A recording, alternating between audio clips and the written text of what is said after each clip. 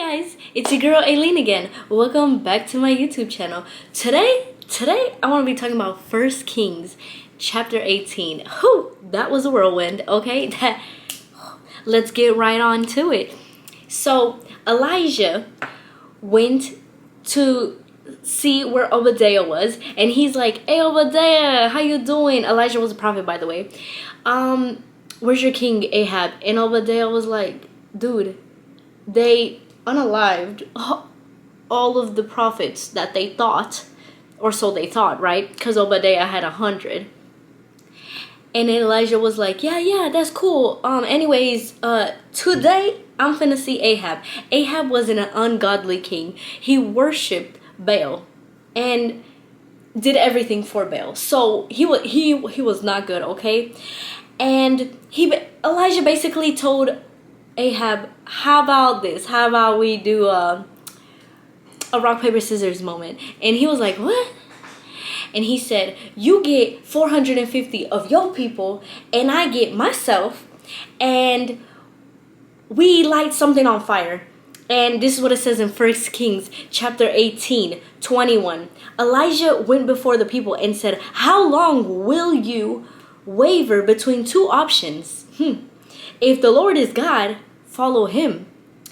But if Baal is God, follow him. Elijah basically said, I want all the smoke. Whoever you want to follow, that's on you. But who I'm choosing to follow, that's why we're in this predicament in the first place, okay?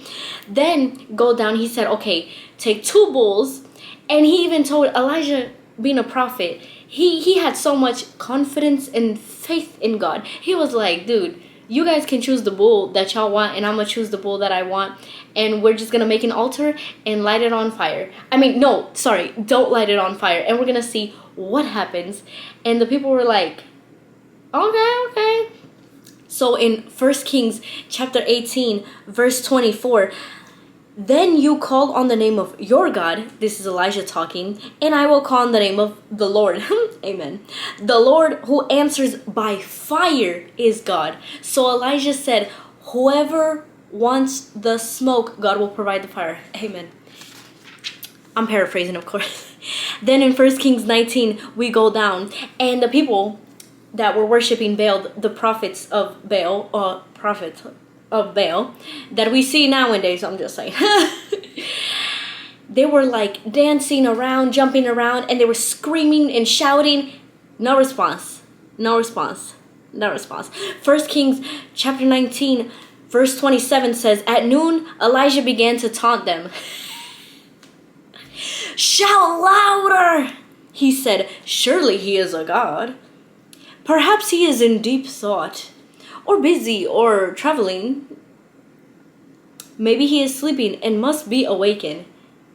Now I don't know how about y'all, but y'all ever do something and you're already really upset? It's like imagine putting your kids in the car with this Floridian heat. It's 100 degrees outside, and your kids don't want to get in the car, and you're trying to shove them in the car.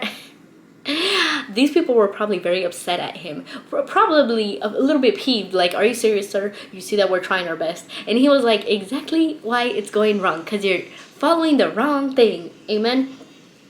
Go down to 1 Kings chapter 18.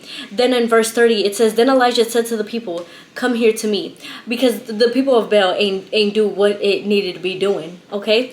So then he basically said, come to me. Now when he said this, it's so amazing and beautiful, because he was saying, come near to me to see basically the God's glory. I want y'all to see what he's gonna do, okay? Going all the way down, all the way to verse 38, then the fire of the Lord fell and burned up the sacrifice.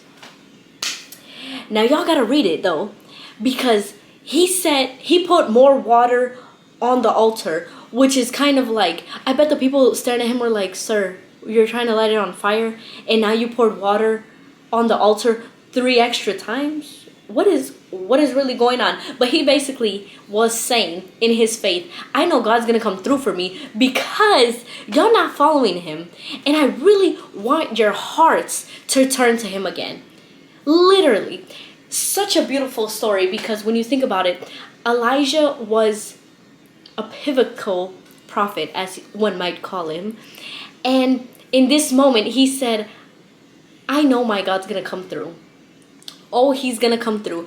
Imagine how upset Ahab was when the God that he chose to worship, yes, I say chose because we all have free will, amen, did not do or was not doing what he needed him to do.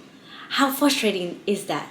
How, and what was even crazier is Baal is a sky god, almost like the Lord of the weather. So why couldn't he make fire out of lightning or something, if he was really a god? Since he's not, that's why he ain't doing nothing. But I want this story to really remind us that when we make an altar for God, now you don't have to get a table and put like candles on it. That's not what an altar is. An altar is our body, amen, the temple, okay?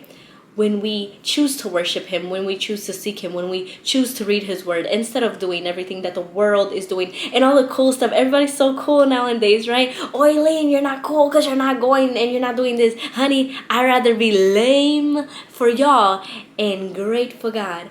I don't care if not one person on this earth remembers my name. If heaven knows my name, that makes me want to cry.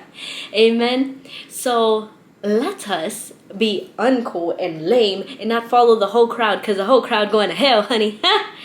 And let us just follow God. Amen. Have a blessed week. Go with God as he goes with you.